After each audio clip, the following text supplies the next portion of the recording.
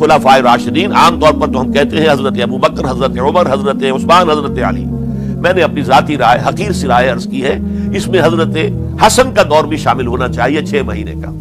تب وہ 30 برس پورے ہوتے جو حدیث میں آیا ہے کہ خلافت جو ہے وہ 30 برس رہے گی، اس کے بعد ملوکیت شروع ہو جائے گی. تو ملوکیت کا پہلا قدم یہ تھا کہ حضرت معاویہ نے طاقت سے بزور خلافت حاصل کی. اس لیے ان کو خلیفہ راشد ہم نہیں کہتے. البتہ یہ ضرور ہے کہ ان کا دور بہت پرسکون دور تھا. البتہ جب 10 برس گزر گئے حضرت معاویہ کے دور حکومت کو، اب میں یہاں لفظ خلافت کی بجائے دور حکومت استعمال کر رہا ہوں، جو کہ خلافت راشدہ سے ذرا اس کا فرق واضح ہو جائے. تو اس وقت ایک اور صحابی، جلیل القدر صحابی مغیرہ ابن شعبہ رضی اللہ تعالی عنہ، وہ حضرت معاویہ کے پاس آئے اور انہوں نے یہ کہا کہ دیکھیے، اگر آپ نے اپنے بعد اپنا جانشین نامزد نہ کیا تو ہو سکتا ہے پھر فسادات پیدا ہو جائے، پھر مختلف لوگ خلافت کا دعویٰ لے کر کھڑے ہو جائیں، پھر خانہ جنگی ہو جائے. 5 برس کی خانہ جنگی میں 1 لاکھ سے زیادہ مسلمان شہید ہو چکے ہیں، قتل ہو چکے ہیں، ہلاک ہو چکے ہیں. اب دوبارہ وہی دور نہ آ جائے، لہذا آپ اپنا جانشین نامزد کر دیجئے. امیر معاویہ ریلیکٹنٹ تھے، لیکن انہوں نے دلائل دیے، دلائل مضبوط تھے. انہوں نے کہا کہ اب کبار صحابہ دنیا سے رخصت ہو چکے، وہ جماعت کہ جن کی تربیت اور تزکیہ، جن کی تعلیم حضور نے خود کی تھی اور ان کو اندر سے پاک کر دیا تھا، ان کی نیتیں بالکل پاک ہو چکی تھی، کوئی نفسانیت ان میں نہیں رہی تھی، وہ جماعت تو اکثر و بیشتر اب ختم ہو چکی، فوت پا چکے، وفات ہو چکی. لہذا اب جو ہے اکثر و بیشتر نو مسلم ہیں جو بعد کے فتوحات کے ذریعے سے اسلام لائے ہیں.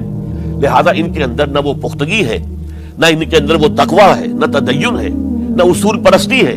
اسلام کی پوری تعلیمات جو ہیں وہ ان کے وجود کے اندر، ان کے شعور کے اندر گہری اتری ہوئی نہیں ہے. لہذا اب صورتحال وہ نہیں رہ سکے گی جو حضرت ابو بکر یا حضرت عمر یا حضرت عثمان یا حضرت علی کے زمانے میں تھی. لہذا آپ نامزد کیجئے. یہ بھی بتا دوں کہ مغیرہ ابن شعبہ کون تھے رضی اللہ تعالیٰ عنہ. نمبر 1 یہ ہے کہ یہ اصحاب شجرہ میں شامل ہیں، جن 1400 یا 1800 افراد نے حضور سے بیعت کی تھی صلح حدیبیہ سے متصلا قبل، اس درخت کے نیچے بیٹھ کر جس کے بارے میں سورہ فتح میں فرمایا گیا کہ لقد رضی اللہ عن المؤمنین اذ یبایعونک تحت الشجرہ. اللہ ان تمام اہل ایمان سے راضی ہو گیا جو اے نبی صلی اللہ علیہ وسلم آپ کے دست مبارک پر بیعت کر رہے تھے اس درخت کے نیچے، ان میں سے موجود، ان میں یہ مغیرہ ابن شعبہ ہے. پھر مغیرہ ابن شعبہ وہ ہیں کہ حضرت علی اور امیر معاویہ ان کے درمیان جو خانہ جنگی ہوئی اس میں ہمیشہ حضرت علی کے ساتھ رہے، حضرت علی کے ہی وہ سپورٹر تھے، ان کے ساتھ تھے. اس پہلو سے اچھی طرح سمجھ لیجئے کہ یہ نہیں ہے کہ وہ در حقیقت کو پہلے سے وہ امیر معاویہ کے ساتھی تھے، نہیں.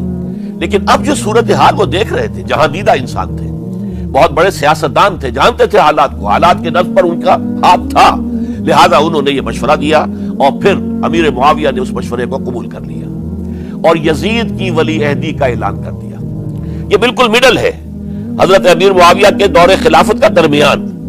یہ 10 سال جب ہو گئے تھے حضرت امیر معاویہ کی خلافت کو یا حکومت کو، تب یہ معاملہ پیش آیا اور یزید کے ہاتھ پر یہ بیعت ولی عہدی تمام جو بھی مختلف گورنرز تھے ان کے ذریعے سے کہہ دیا گیا اپنے اپنے علاقے کے لوگوں سے بیعت لے لو. یہ بیعت عام طور پر لوگوں نے کر لی. البتہ 5 شخصیتیں جو بہت نمایاں تھیں انہوں نے اس بیعت سے انکار کیا. ان میں کون تھے ذرا نوٹ کیجئے. حضرت ابو بکر فوت ہو چکے، ان کے بیٹے عبد الرحمن ابن ابی بکر. حضرت عمر فوت ہو چکے، ان کے بیٹے عبداللہ ابن عمر. حضرت زبیر فوت ہو چکے، ان کے بیٹے عبداللہ ابن زبیر. حضرت عباس فوت ہو چکے، ان کے بیٹے عبداللہ ابن عباس. حضرت علی شہید ہو چکے، ان کے بیٹے حسین ابن علی رضی اللہ تعالی عنہم اجمعین. یہ 5 جو امت کے بہت بڑے 5 افراد کے گویا کے وہ چشم و چراغ تھے ان گھرانوں کے، انہوں نے انکار کیا. اور ان میں خاص طور پر عبد الرحمن ابن ابی بکر نے یہ جملہ کہا کہ تم چاہتے ہو کہ قیصر و کسریٰ کی سنت پر عمل کرو کہ باپ کے بعد بیٹا حاکم بن جائے. یعنی ایک قدم تو خلافت کا نظام پہلے ہی نیچے اتر چکا. مشاورت سے تو حضرت امیر معاویہ کا بھی جو نسب ہوا ہے وہ مشاورت سے نہیں ہوا. ایک درجے میں وہ جو اللہ تعالیٰ کے رسول نے عمارت بنائی تھی شاندار، اس خلافت کا جو سیاسی نظام تھا اس میں ایک تو کڑی آ چکی زوال کی کہ ایک شخص نے طاقت کے ذریعے سے خلافت حاصل کر لی. اب اس کی اگلی کڑی لانا چاہتے ہو کہ قیصر و کسریٰ کے طریقے سے خاندان کے اندر ایک قبیلے کے اندر یہ خلافت جو ہے، یہ حکومت جو ہے، نسل بعد نسل، باپ کے بعد بیٹا اور بیٹے کے بعد پوتا، اس کو ہم کبھی گوارا نہیں کریں گے۔ حضرت امیر معاویہ بہت دانشمند انسان تھے، انہوں نے ان پانچوں حضرات پر کوئی تشدد نہیں کیا، کوئی جبر نہیں کیا، بلکہ رہنے دیا، ٹھیک ہے یہ بیعت نہیں کر رہے، ابھی تو بیعت ولی عہدی ہے، کوئی حرج نہیں، لہذا کوئی جھگڑا، کوئی اس وجہ سے کوئی فساد، اس بنا پر کوئی جنگ نہیں ہوئی۔ 10 سال گزر گئے، یعنی 10 سال تک یزید ولی عہد رہا ہے، 10 سال تک، اور اس سوائے ان 5 بڑی شخصیتوں کے جو پوری امت تھی، عوام الناس تھے، ان سب نے اسے قبول کیا۔ یہ صورتحال اب جب پیدا ہوئی جب حضرت امیر معاویہ کا انتقال ہو گیا، یہ سن 60 ہجری ہے، اب سوال پیدا ہوا کہ وہ ولی عہدی کی بیعت اب بیعت خلافت میں منتقل ہو جائے گی، لہذا پھر یہ ہوا کہ سب لوگوں سے، سب گورنروں کو لکھ دیا گیا تمام صوبوں کے اندر کہ اپنے اپنے لوگوں سے بیعت لے لو۔ ظاہر بات ہے کہ وہاں کوئی ریفرنڈم نہیں ہوتا تھا، کوئی ووٹ نہیں ہوتے تھے کہ اس کی پرچیاں ڈالی جا رہی ہوں، ایک ایک شخص سے رائے لینا نہیں ہوتی تھی، بلکہ اس وقت کی جمہوریت یہ تھی اور شورائیت یہ تھی کہ ڈفرنٹ کلینز ہیں، ڈفرنٹ فیملیز ہیں، ڈفرنٹ ٹرائبز ہیں، ان کے سردار، ان کے بڑے لوگ، ان کے اہم لوگ بیعت کر لیں تو گویا کہ سب کی بیعت ہو گئی۔ وہ ایک قبائلی نظام تھا اور اس میں یہ نہیں تھا نظام کے ووٹ بنے ہوئے ہوں اور اس کی پرچیاں ڈالی جا رہی ہوں، تو تمام عالم اسلام نے گویا کہ بیعت قبول کر لی اب یزید کی بحیثیت خلیفہ۔ اب وہ جو 5 آدمی تھے ان میں سے ایک فوت ہو چکے تھے، حضرت عبد الرحمن ابن ابی بکر رضی اللہ تعالی عنہما، دونوں فوت ہو گئے، لیکن باقی 4 رہ گئے۔ ان 4 کو نوٹ کیجئے، یہ بڑا سینسٹیو ایشو ہے جس پر میں اب گفتگو کر رہا ہوں۔ ان 4 میں کون ہے؟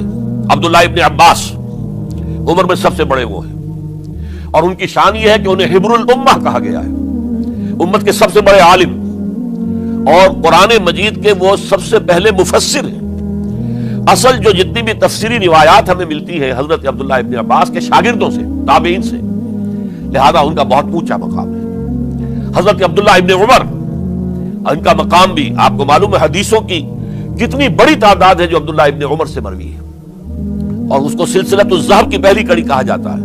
روایت حدیث میں جو سرہنی زنجیر ہے اس کا آغاز حضرت عبداللہ ابن عمر ہے۔ ایک طرف یہ دونوں ہو گئے، ان دونوں کی رائے کیا ہوئی؟ اگرچہ کام غلط ہوا ہے، یہ اس طریقے سے قیصر و کسریٰ کی روایت پر عمل کرنا غلط ہے، لیکن یہ اتنی بڑی غلطی نہیں ہے کہ اس کی وجہ سے باہمی جنگ و جدال ہو، خونریزی ہو، ایک دوسرے کی گردنیں کاٹی جائیں اور فتنہ و فساد پیدا کر دیا جائے۔ لہذا انہوں نے یزید کی بیعت کر لی۔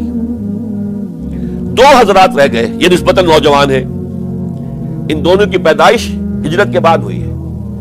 ہجرت کے بعد پہلا بچہ جو مہاجرین میں پیدا ہوا ہے وہ عبداللہ ابن زبیر ہے، بلکہ کچھ عرصے تک مہاجرین میں جب کوئی پیدائش نہیں ہوئی تو وہ مکے مدینہ کے منافقین نے کہنا شروع کر دیا تھا کہ یہ یہاں کے کمزور ہو گئے، نامرد ہو گئے، ان کی اولاد اب چلے گی نہیں۔ تو عبداللہ ابن زبیر جب پیدا ہوئے، اور آپ کو معلوم ہونا چاہیے وہ حضرت ابوبکر صدیق کے نواسے ہیں، حضرت عائشہ صدیقہ کے ہمشیرہ حضرت اسماء کے بیٹے ہیں عبداللہ ابن زبیر، اور زبیر بہت شجاع، بہت ہی بہادر انسان تھے۔ تو عبداللہ ابن زبیر کے اندر بھی وہی کیفیات تھی۔ انہوں نے کہا نہیں، اس غلطی کو ہم برداشت نہیں کریں گے، خونریزی ہوتی ہے تو ہو، لیکن ہم اسلامی نظام کو نیچے اترتا ہوا نہیں دیکھ سکتے۔ جیسے کبھی حضرت ابوبکر نے فرمایا تھا ایبدل الدین وانا حی، کیا دین میں ترمیم اور تنسیخ کر دی جائے گی، دین کو بدل دیا جائے گا، دین میں تحریف کر دی جائے گی، جبکہ میں ابھی زندہ ہوں، میں جیتے جی یہ نہیں ہونے دوں گا۔ حضرت عبداللہ ابن زبیر کی یہ رائے ہوئی، وی ہیو ٹو چیلنج، ہم مقابلہ کریں گے، ہم اسے پیسیولی قبول نہیں کریں گے۔ انہوں نے بیعت سے انکار کیا اور مدینہ چھوڑ کر مکے جا کر حرم کے اندر پناہ گزین ہو گئے۔ یہی معاملہ حضرت حسین ابن علی رضی اللہ تعالی عنہما کا تھا، وہ بھی نہایت شجاع، نہایت جری، نہایت بہادر۔ انہوں نے بھی کہا کہ یہ غلط قیصر و کسریٰ کی روایت جو شروع ہو رہی ہے اسے ہم نے ریزسٹ کرنا ہے اور اسے ہم آگے نہیں چلنے